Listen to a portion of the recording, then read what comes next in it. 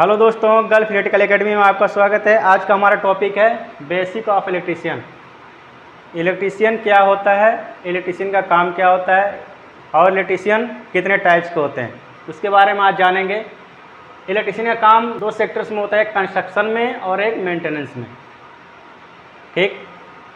House electrician, इसके types होते हैं house electrician. House electrician single phase जो हमारे घरों में वायरिंग करते हैं, या बोल लीजिए कि छोटे और क्या नाम बोलते हैं लो वोल्टेज पे जो काम करते हैं, जो लो डिवाइसेस होती हैं, लो वोल्टेज डिवाइसेस होती हैं, उसको इंस्टॉल करते हैं, उसको हम हाउस इलेक्ट्रीशियंस बोलते हैं। बिल्ड इलेक्ट्रीशियन जो 3 फेज पे काम करते हैं, इंडस्ट्री में काम करते हैं, बड़े बड़े मॉल्स में काम करते हैं, जो 3 फेज पे काम होता है, जैसे मोटर्स हो गए और बड़े बड़े इक्विपमेंट जो इंस्टॉल्स होते हैं, उस पर हमारा ये बिल्डिंग इलेक्ट्रीशियन जो 3 फेज पे काम करते हैं। इंडस्ट्रियल इलेक्ट्रीशियन, उनका भी इंडस्ट्री में जो बड़े बड़े प्लांट लगते हैं, उसमें बड़े बड़े मोटर्स लगते हैं, हैवी मशीनें लगती हैं, तो उसमें जो काम करते हैं उसे हम इंडस्ट्रियल इलेक्ट्रीशियन बोलते हैं। ऑटो इलेक्ट्रीशियन, ऑटो जैसे कि कार हो गया, बाइक हो गया, जो इलेक्ट्रिक वाली जो कार जो बाइकें होती हैं, कार होती है जो इलेक्ट्रिक से चलती हैं, जिसमें आप 12 वोल्ट और 24 वोल्ट डीसी जो बैटरीज जो होती हैं उस पर जो काम करते हैं, उसको हम ऑटो इलेक्ट्रीशियंस बोलते हैं। उसको जैसे कार में वायरिंग करना, कार में लाइटें लगाना और बाइक में बैटरी को इंस्टॉल करना, कैसे इलेक्ट्रिक जो आती हैं वो व्हीकल आते हैं, उस पर जो काम करते हैं उसे हम ऑटो इलेक्ट्रीशियन कहते हैं। एक होता है ELB और एक होता है HP। ELB हमारा लो वोल्टेज होता है। लो वोल्टेज बोले तो 220 और 230 जनरली इस पे ये काम करते हैं। जो लो डिवाइस पे काम करते हैं उसको हम ELB बोलते हैं। और ESB हमारा 11 kV हो गया, 11 kV से 163 kV, इससे एबव, उसे हम बोलते हैं हाई वोल्टेज। हाई वोल्टेज होता है, लो वोल्टेज और हाई वोल्टेज।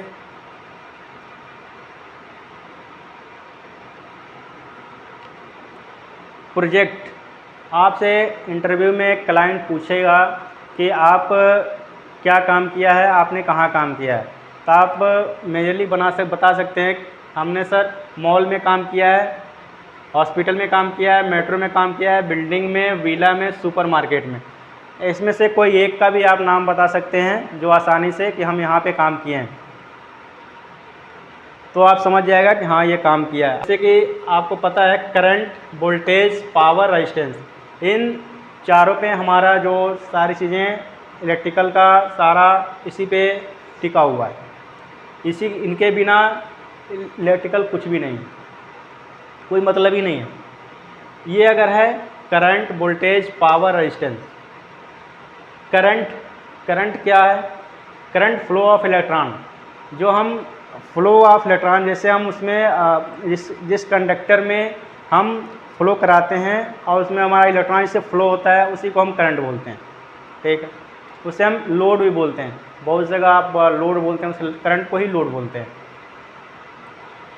ये करंट का मतलब, करंट को हम किस में मापते हैं? एम्पियर में। इसकी यूनिट होती है एम्पियर। जैसे कि हम दूध को लीटर में नापते हैं, और जो हमारे जैसे कि जो चीज़ें लिक्विड होती हैं उसे लीटर में नापते हैं, जो हमारी ठोस होती हैं, जो सॉलिड होती हैं, उसे हम किलोग्राम में मापते हैं। तो इसकी अलग अलग यूनिट है, इसलिए हम इसका भी करंट को मापने के लिए भी यूनिट बनी है। करंट को एम्पियर में नापते हैं, जिसका सिंबल होता है ए से एम्पियर। और हमारा एमीटर जो होता है उसको नापने की मशीन होती है। जैसे हमारे पास वेट मशीन होती है, हम किलो को किस चीज़ को उस पर तौलते हैं, रखते हैं, तो हमको वेट बताता है 1 kg, 2 kg, 3 kg। ऐसे हमारा एक मीटर्स होते हैं, उसमें हम उसके थ्रू हम 2 टर्मिनल को इसमें ज्वाइन करते हैं और ये हमको बता देता है कि कितना करंट आ रहा है।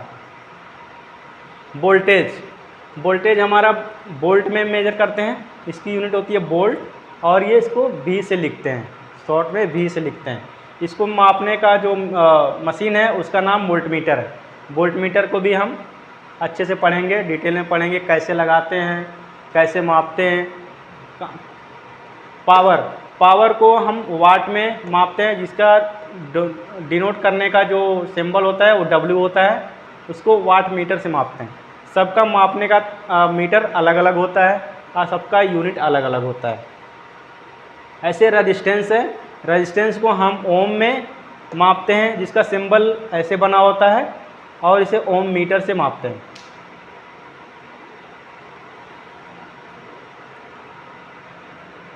ऐसे हम पावर का फार्मूला आप देख लो। पावर का फार्मूला होता है P=VI। P का मतलब होता है पावर, B का मतलब होता है वोल्टेज,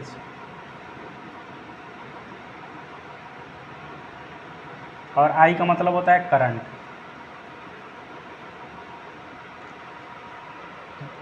अगर हमको पावर पूछा कि पावर निकालना है, ये कितने वाट का है, पूछ दिया भाई, कोई बल्ब दे दिया, कोई ऐसा चीज़ इक्विपमेंट हमको नहीं पता है, तो पूछ दिया भाई कितने वाट का है, तो हम क्या करेंगे, पहले वोल्टेज हमारा हमेशा 220 लेंगे। हमारे इंडिया में 220 आता है, 220 या 230, मेजरली हम 220 पे ही काउंट करते हैं। 220, उस पर करंट लिखी होती है, 2 यूनिट हमको ज़रूरत होती है। एक हमारी हमेशा कांस्टेंस होती है, जो हमेशा 220 चाहे कितना भी हो, हमको 220 से मल्टीप्लाई करना है करंट को। करंट कितना है, उसमें कितना करंट का जो रेटिंग लिखा हुआ है उसको हम इससे मल्टीप्लाई करेंगे तो हमारा पावर निकल जाएगा।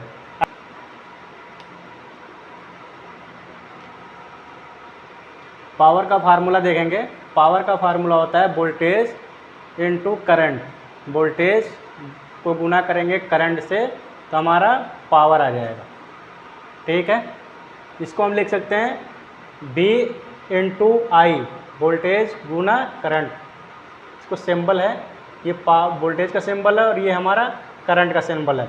इसी तरीके से हम वोल्टेज को देखेंगे। वोल्टेज का फार्मूला होता है power upon current, power divided by current. ठीक है, पावर को ऊपर, करंट को नीचे, नीचे से करंट से डिवाइड कर देंगे तो हमारा वोल्टेज निकल जाएगा। ऐसे करंट है, करंट को I से लिखते हैं और इसका फार्मूला होता है पावर अपॉन वोल्टेज। पावर को ऊपर, वोल्टेज को नीचे। जो चीज़ें यहाँ पर हैं, पावर इक्वल टू VI होता है। हमको करंट अगर निकालना है तो हम करंट को यहाँ पे छोड़ देंगे इसको, और हम वोल्टेज को जिसके साथ में होता है वो पावर के नीचे आ जाएगा। वही काम यहाँ पे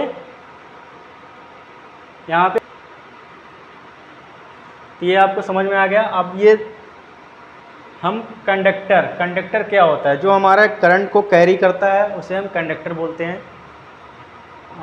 आपको पता होगा कि जिसमें हमारा करंट फ्लो होता है या इलेक्ट्रॉन फ्लो होता है उसे हम कंडक्टर बोलते हैं। जो कैरिंग करंट को ले जाने वाला माध्यम, उसे हम जो मीडियम बोलते हैं, माध्यम बोलते हैं, उसे हम कंडक्टर बोलते हैं। जैसे कि कंडक्टर में जो ऊपर का जो पार्ट्स होता है उसे हम इंसुलेशन बोलते हैं, जो अंदर का जो पार्ट्स होता है उसे हम बोलते हैं कंडक्टर। बाहर का जो पार्ट्स होता है जो हमको शॉक नहीं लगता है, जो इंसुलेटेड होता है, उसे हम इंसुलेशन बोलते हैं ऊपर के पार्ट को, और अंदर का जो पार्ट होता है जिसमें करंट हमारा फ्लो होता है उसे हम कंडक्टर बोलते हैं। कंडक्टर कौन कौन से होते हैं? कॉपर, एल्युमिनियम, आयरन और वाटर। ये 4 जो होते हैं वो हमारे कंडक्टर होते हैं, जिसमें हम करंट को फ्लो करा सकते हैं और करंट फ्लो होता है। इसी तरह से इंसुलेशन जो हमको शॉक से बचाता है, करंट लगने से बचाता है, उसे हम इंसुलेशन बोलते हैं। उसको हम plastics, rubber, dry would, dry paper, air जिसे हवा बोलते हैं, ये हमारा क्या है? ये हमारा इंसुलेटेड मटेरियल है और ये हमारा कंडक्टिंग मटेरियल्स है। कंडक्टिंग का मतलब होता है करंट को कैरी करने वाला, करंट को ले जाने वाला एक जगह से दूसरी जगह तक। और इंसुलेशन का काम होता है शॉक से बचाने के लिए, और क्या नाम क्या नाम बोलते हैं, कंडक्टर को डैमेज होने से बचाने के लिए हम इसका इस्तेमाल करते हैं।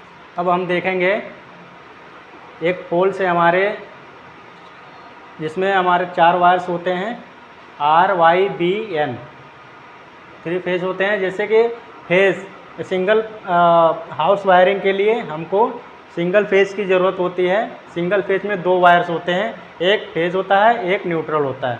इस RYB में से कोई से एक हम न्यूट्रल को फेज को ले लेंगे और एक कॉमन हमारा न्यूट्रल ले लेंगे।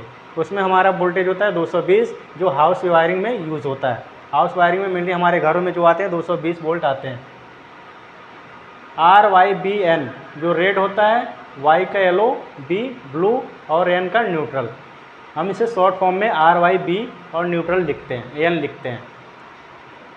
इसी तरीके से थ्री फेज में हमारा 440 वोल्ट होते हैं, जो हमारे पोल से आते हैं 440 वोल्ट। इसमें 4 वायर होते हैं, इसमें 4 वायर होते हैं और 3 फेज होते हैं, एक न्यूट्रल होता है। 3 फेज और एक न्यूट्रल। यूज़ हमारा कहाँ होता है? बिल्डिंग में, फैक्ट्री में, इंडस्ट्रीज में और 3 फेज मोटर में। जो हमारा 3 फेज जो सप्लाई आती है उसको हम बिल्डिंग, फैक्ट्री, इंडस्ट्री और 3 फेज मोटर में यूज़ करते हैं। इसके बीच की जो वोल्टेज होते हैं वो कितने कितने होते हैं? पावर भी बोलते हैं, लाइन भी बोलते हैं और फेज भी बोलते हैं। तो फेज और न्यूट्रल के बीच की जो वोल्टेज होती है वो 220 वोल्ट होती है। वैसे लाइन और न्यूट्रल के बीच की जो वोल्टेज होती है, लाइन और न्यूट्रल में जो वोल्टेज आते हैं वो 220 आते हैं। सेम ही है दोनों, बस यहाँ पे लाइन है, यहाँ पे फेज है, दोनों सेम ही होता है, फेज और एल, यानी फेज और लाइन। और यहाँ पे वही है लाइन 1 लाइन 2, यानी हमारा R1 और R और Y। R और Y में जो वोल्टेज आते हैं हमारे कितने आते हैं? 380 वोल्ट होते हैं। लाइन टू लाइन हमारी वोल्टेज होती है 380। ऐसे L2 और L3 जो लाइन 2 और लाइन 3 की वोल्टेज होती है वो 380 होती है। ऐसे लाइन 3 और लाइन 1 की वोल्टेज होती है हमारी 380। ये लाइन टू लाइन जो वोल्टेज होती हैं वो हमारी 380 होती हैं। बाकी लाइन टू फेज जो होती है हमारी 220 होती है। अगर इंटरव्यू में पूछ दिया फेज टू लाइन बताओ तो आप क्या बताओगे? आप बोलोगे 380 वोल्ट होते हैं। जैसे फेज और लाइन सेम ही होता है, तो इसलिए दोनों लाइन के बीच की जो हमारे क्या नाम बोलते हैं वोल्टेज होता है वो 380 होता है और फेज टू न्यूट्रल हमारा 220 होता है, क्योंकि न्यूट्रल हमारा कॉमन होता है, 0 वोल्ट होते हैं और हमारा फेज में 220 वोल्ट होते हैं। और इसी तरह से 3 फेज का बोल दिया, 3 फेज में कितने वोल्ट होते हैं तो आप बता सकते हैं 440 वोल्ट होते हैं। ऐसे हमारा न्यूट्रल और अर्थ, ई का मतलब होता है अर्थ और न्यूट्रल, ये दोनों के बीच का जो वोल्टेज होता है 0.5 वोल्ट होता है।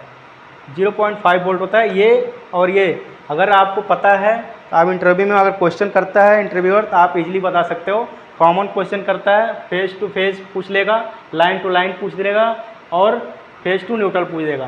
फेज टू न्यूट्रल हमारा 220 होगा, लाइन टू न्यूट्रल हमारा 220 होगा। दोनों सेम ही है, बस नाम बदल गया, फेज यहाँ पे कर दिया, यहाँ पे लाइन कर दिया। Line to line, line to phase, line to phase कह सकते हो। इसे हम बोलते हैं 380 वोल्ट। लाइन टू लाइन जो वोल्टेज होती है वो 380 वोल्ट होती है। और ये हमारे यूज़ कहाँ होते हैं? 3 फेज, ये आपको बता दिया, बिल्डिंग, फैक्ट्री, इंडस्ट्रीज और 3 फेज मोटर में यूज होते हैं, जो 440 वोल्ट हो जाते हैं। इसमें 4 वायर होते हैं 3 फेज में। सिंगल फेज में 2 वायर होते हैं, एक न्यूट्रल होता है, एक फेज होता है। वो हमारे घरों में यूज़ होते हैं, हाउस वायरिंग में यूज होते हैं। RYB का मतलब होता है रेड, येलो, ब्लू और न्यूट्रल। होप आप लोग समझ गए होंगे अच्छे से, और हमारे चैनल को सब्सक्राइब करें, सपोर्ट करें और चैनल पर बने रहें। इससे अगला टॉपिक सिलेबस के अकॉर्डिंग आएगा अगले वीडियो में। धन्यवाद।